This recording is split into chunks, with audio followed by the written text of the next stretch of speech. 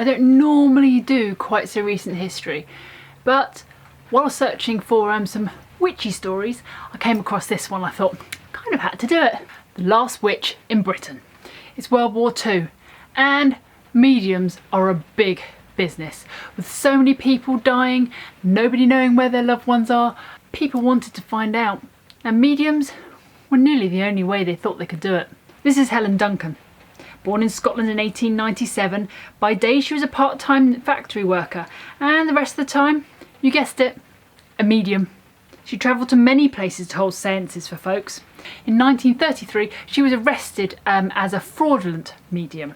This didn't go down well with the medium folk. But she still had many supporters and carried on her craft.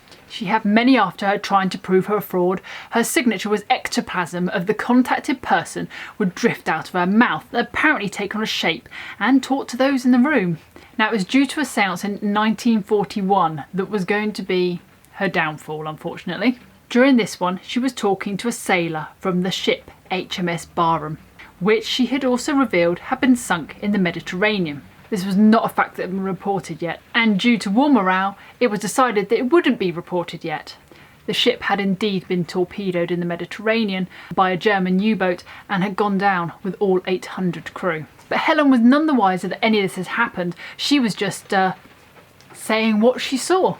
She carried on her seances, but she was under the watchful eye of the government. Not that she really knew it. And due to the D-Day landings being planned, they decided they couldn't risk accidentally things getting leaked out.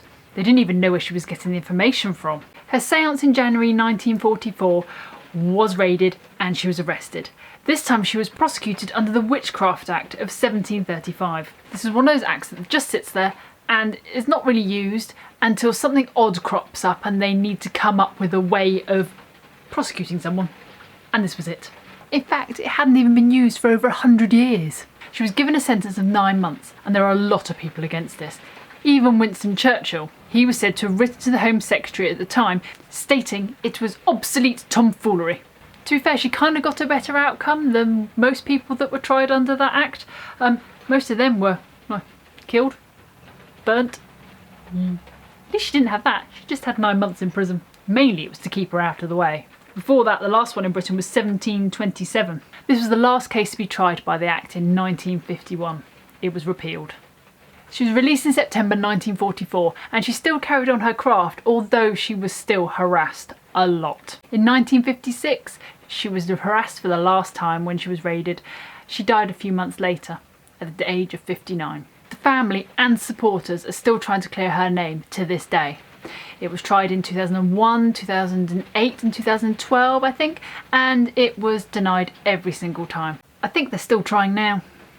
Thanks for watching, everybody. That was a quick one, but I just thought I wanted that little snippet in there. Don't forget to subscribe and hit the notification bell so you can see when I have other videos. Thanks for watching.